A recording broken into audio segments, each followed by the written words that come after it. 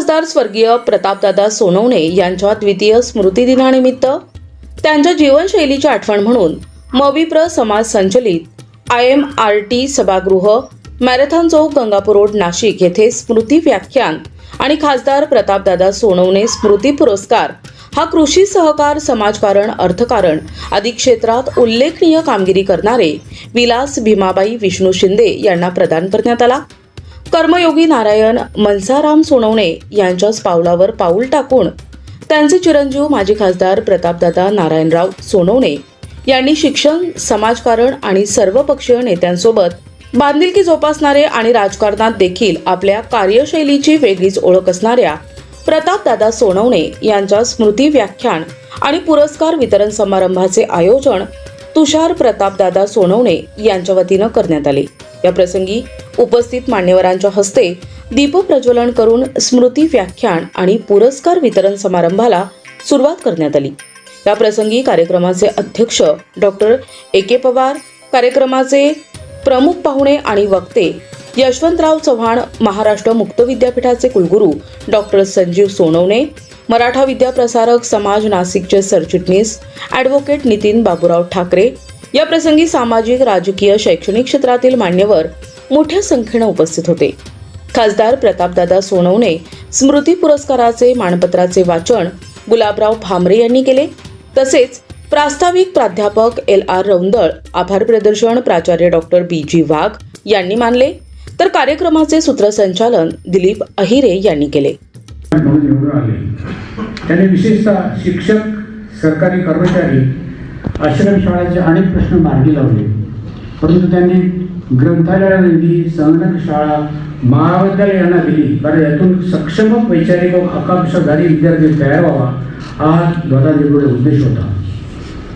कारभार स्वच्छ, भ्रष्टाचार मुक्त, सर्वांना उपलब्ध असले आमदार, याच बळावर त्यांना धुळ्याची खासदारकीची हे मिळाली. आणि त्यावेळेस अशा बलाढ्य शक्तीशी दादांनी सामना केला आणि दादा त्यावेळेस निवडून दादा खासदार झाले. दादा कोण हा प्रतापदादा म्हणून दिल्लीमध्ये कुतूहल निर्माण झाले. एवढ्या मोठ्या बलाढ्य शक्तीला अमरिंदरभाई पटेलला निवडून आले, त्यामुळे या दिल्लीमध्ये कुतूहलाचा विषय होता. ध्येयाने प्रेरित होऊन समाजासाठी झटणारी जी काही माणसं, जी काही व्यक्ती असतात, त्यापैकी आपले दादा एक होते. दादांची जनमानसामध्ये काय ओळख होती खरी? दादा हे अत्यंत सुसंस्कृत, सालस, प्रामाणिक, संवेदनशील आणि विवेकी. दादा कधी खोटं बोलणार नाही, दादा कधी भ्रष्टाचार करणार नाही. ही सामान्य माणसांची ही पक्की एक निष्ठा होती दादांनी. हे सर्टिफिकेट मिळणं ही साधी गोष्ट नाही सध्याच्या वातावरणामध्ये. दादा किती सार्वजनिक जीवनात दिले. बंधूंनो, दादा हे गुणसंपन्न होतेच अशा प्रकारचे, परंतु दादा वैभव संपन्न सुद्धा होते. काय होतं दादांचं वैभव? दादांनी त्यांच्या आयुष्य जडणघडणीमध्ये जरी आबांचा मोठा वारसा आहे, पण तरी बहुतांश निर्णय दादांनी घेतलेले आहेत. दादा स्वकर्तृत्वाने सुद्धा खूप मोठं त्यांचं अचिव्हमेंट आहे.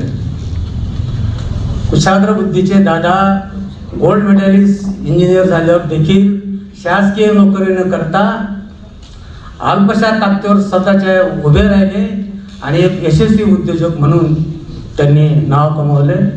हे त्यांचं वैभव होतं. हे स्वकर्तृत्वाने केलं. दादा खासदार होते आणि त्याचबरोबर हरिश्चंद्र चव्हाण साहेब पण खासदार होते. दोन्ही नाशिक जिल्ह्याचं प्रतिनिधित्व करत होते. त्यामुळे त्यांच्या प्रत्येकाकडे जाणं, आम्ही सर्व जेवढे काही द्राक्ष उत्पादक होतो, निर्यातदार होतो, सातत्याने जात होतो. आणि त्याच्यामध्ये त्यानंतर बऱ्याच सगळ्या म्हणजे जवळजवळ प्रत्येक पुढाऱ्यापर्यंत आम्ही पोचलेलो असेल. आणि त्या काळामध्ये जे काही अनुभव आले सर्व, की ते शेतीचा प्रश्न हा किती अडचणीचा राजकारणामुळे होतो, तर त्याचे डायरेक्ट सगळे काही अनुभव प्रत्यक्ष आम्ही सगळे पाहिले. तर त्या काळामध्ये जी स्पष्ट भूमिका दादांनी घेतली, तर तेवढे एकमेव असे जे व्यक्तिमत्व होते का त्यांनी आम्हाला सुरुवातीलाच जी काही कल्पना दिली की हा प्रश्न काही एवढा तुम्हाला वाढत थोडं सहज सुटणार नाही, नुकसान झालं ते सरकारच्या धोरणामुळे झालंय, त्यामुळे तुम्ही सरकारकडे मागणी करता किंवा आम्हाला आता नुकसान भरपाई मिळावी. तेव्हा काँग्रेसचं सरकार होतं, दादा विरोधी पक्षात होते. त्यामुळे तसं त्या अर्थाने ते म्हणत होते एक तो भाग होता, पण दुसरा जो भाग होता त्यांनी तेव्हा सुरुवातीला सांगितलं होतं सरकार दुसरे जरी आलं तरी पण तुमचा प्रश्न सुटेल का, असं काही तुम्ही गृहीत धरू नका. कारण अशा गुंतागुंतीच्या याच्यामध्ये सरकारी सगळ्या प्रश्नामध्ये सगळ्या शेतीला खेळ होतो. त्यामुळे तुम्हाला शक्य झालं तर तुम्ही कोर्टात जा, की त्यांनी मांडलेला तेव्हाचा मुद्दा होता. आणि नंतर तेव्हा सुरुवातीला आमच्या लोकांना ते तसं वाटलं नाही, जास्त कसं शक्य आहे, नुकसान झालं आहे, सगळं स्पष्ट आहे. तेव्हा लगेच पवार साहेब तेव्हा कृषी मंत्री होते, ज्यांना ते कळतंय बा विषय काय आहे, सगळे लोक ज्याचे तज्ज्ञ असतील लोक. धन्यवाद देतो आणि खात्री देतो की तो वारसा पुढे चालवण्यासाठी मी काटोकाट प्रयत्न करेन. त्याने दादा एक असं गूढ व्यक्तिमत्व होतं की लवकर कोणाला त्याला समजलंच नाही. दादा फार कमी बोलायचे आणि काम मात्र जे करायचं असेल ते नक्की त्यांचं करण्याची हातोटी होती. तसं दादा बरेच नशिबात होते असं मला म्हणता येईल, कारण महानगरपालिकेच्या निवडणुकीमध्ये नगरसेवक पदासाठी ते उभे राहिले आणि पराभूत झाले.